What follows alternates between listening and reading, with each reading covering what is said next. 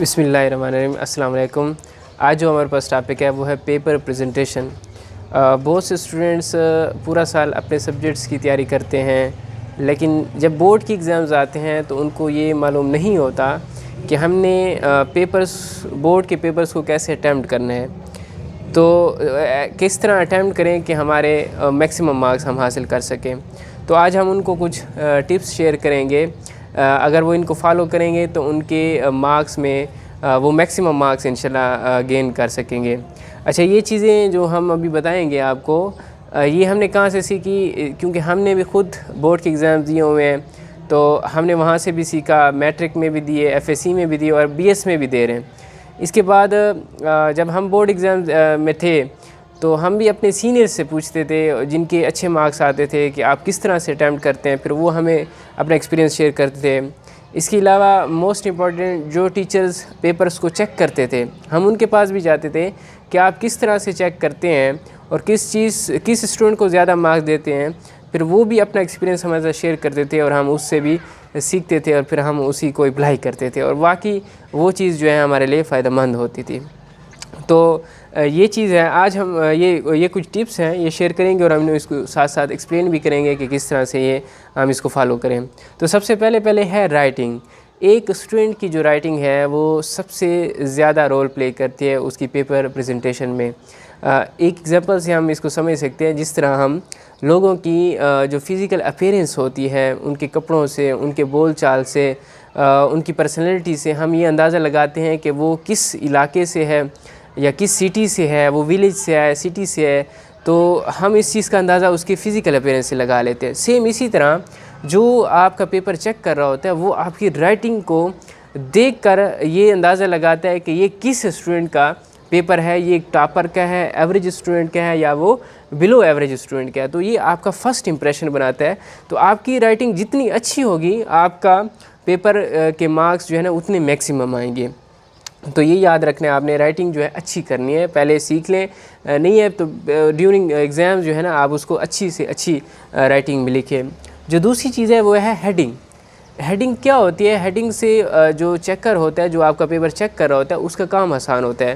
اس کی مثال ہم نیوز پیپر سے لے سکتے ہیں، اخباریں جو ہوتی ہیں اس میں جو ہیڈنگز ہوتی ہیں اس سے ہم پوری اخبار کو پڑھے بغیر ہمیں پتہ چل جاتا ہے کہ آج جو ہے وہ کون سی خبریں ہیں، وہ ہم اس کی ہیڈنگز کو پڑھ کر ہی ہمیں اندازہ ہو جاتا ہے۔ تو سیم اسی طرح جو آپ کا پیپر چیک کر رہا ہوتا ہے وہ آپ کی ہیڈنگز کو دیکھ کے ہی اس کو اندازہ ہو جاتا ہے کہ یہ اس اسٹوڈنٹ نے پیپر کو یاد کیا ہوا ہے یا نہیں کیا ہوا۔ اس کے بعد مارجن لائنز ایک تو سائڈوں پہ بھی لگانی ہوتی ہے، دوسری جو ہے یہاں پر، اچھا اس کے ساتھ ہم ایک اور چیز بھی ڈسکس کر لیتے ہیں، جو کویسچن کے نمبرنگ ہوتی ہے۔ ہم نے وہاں پہ کویسچن پورا نہیں لکھنا ہوتا کیونکہ ہمارے پاس ٹائم لیمیٹڈ ہوتا ہے۔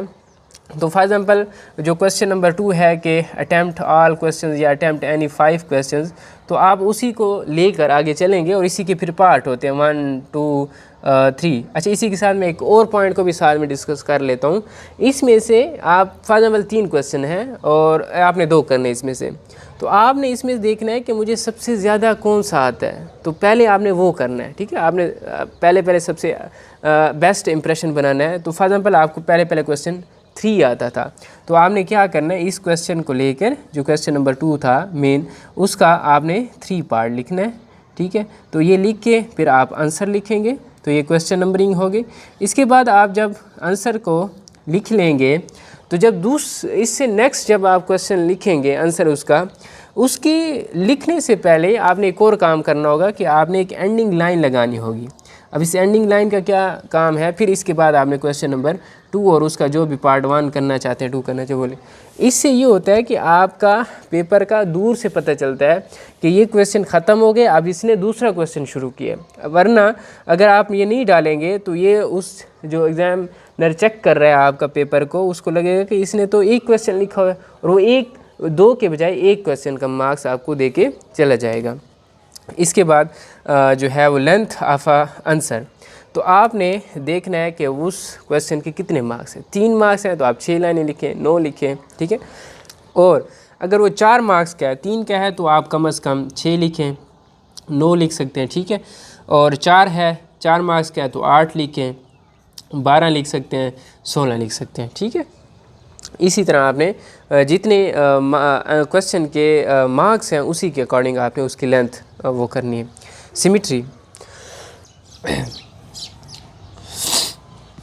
سیمیٹری میں کیا کرنا ہے آپ نے کہ جو کویسچن ہوتا ہے جو آپ نے جو آنسر لکھنے ہیں اس میں کیا کرنا ہوگا.